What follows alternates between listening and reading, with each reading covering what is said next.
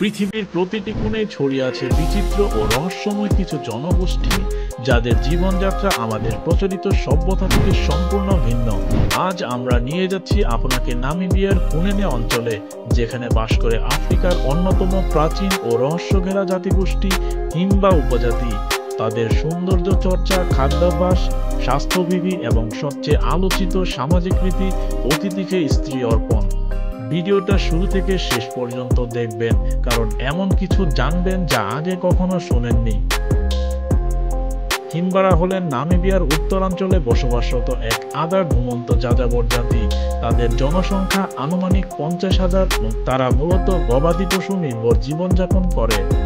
আধুনিক অবকাঠামো থেকে বিচ্ছিন্ন এই জনগোষ্ঠীর প্রতিটি দিন আবর্তিত হয় প্রকৃতি পরিবেশের সাথে সম্পূর্ণ সামঞ্জস্য রেখে। পশু, ভূমি এবং পূর্বপুরুষ, এই তিনটি উপাদানই তাদের জীবনের মূল ভিত্তি।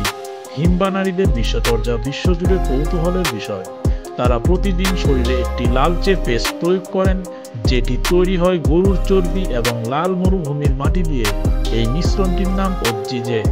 এটি রোদ, ধুলো এবং কীটপতঙ্গ থেকে ত্বককে সুরক্ষা দেয়।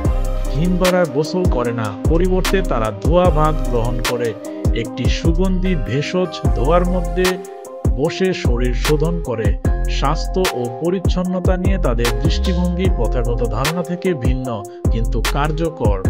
খাদ্য তালিকায় রয়েছে গরুর দুধ, দুধজাত পণ্য, শস্য ও স্থানীয়ভাবে পাওয়া ফলমূল। প্রোটিন ও চর্বি নির্ভর খাদ্যাভ্যাস তাদের শরীরের অভিযোজন ক্ষমতা বাড়িয়েছে। মরু অঞ্চলের কঠোর পরিবেশে জ্বালানি এবং রান্নার জন্য ব্যবহৃত হয় কাঠ ও প্রাণীজ উপাদান। হিম্বাদের সবচেয়ে আলোচিত ও বহুল সমালোচিত সামাজিক রীতি হল ওকুজু পাইসা ওমুকা জেন্দু, যার বাংলা অর্থ দ্বারায় অতিথিকে স্ত্রী প্রদান করা। এই রীতির মূলে রয়েছে অতিথেয়তা ও পারস্পরিক সম্মান। গৃহকর্তা যদি মনে করেন অতিথি তার পরিবারের প্রতি গুরুত্বপূর্ণ, তবে তিনি অতিথিকে এক রাত্রির জন্য স্ত্রীকে তার তাঁবু ভাগাভাগি করার অনুমতি দিতে পারেন, তবে কোনো জোর বা বাধ্যবাধকতা থাকে না। এই রীতির বাস্তবায়ন ঘটে পারস্পরিক সম্মতি ও মর্যাদার ভিত্তিতে। চলুন জেনে নেই হিম্বারা কোন ধর্মে বিশ্বাস করে। হিম্বারা বিশ্বাস করে পূর্বপুরুষের আত্মা ও আগুনের পবিত্রতায়। তাদের ধর্মীয় আচারসমূহ কেন্দ্রিক হয় অগ্নিকুণ্ডকে ঘিরে।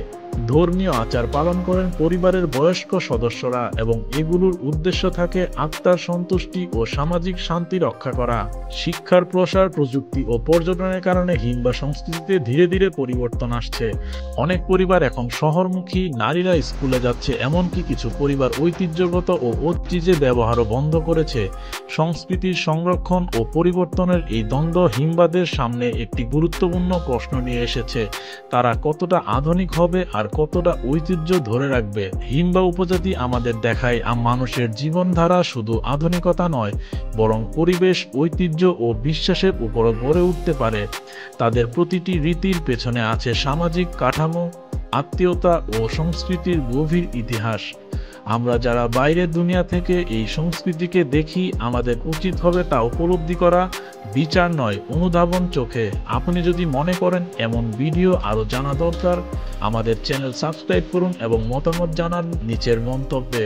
তো আজকে এই পর্যন্তই। ভিডিওটি ভালো লাগলে লাইক, কমেন্ট এবং সাবস্ক্রাইব করতে ভুলবেন না।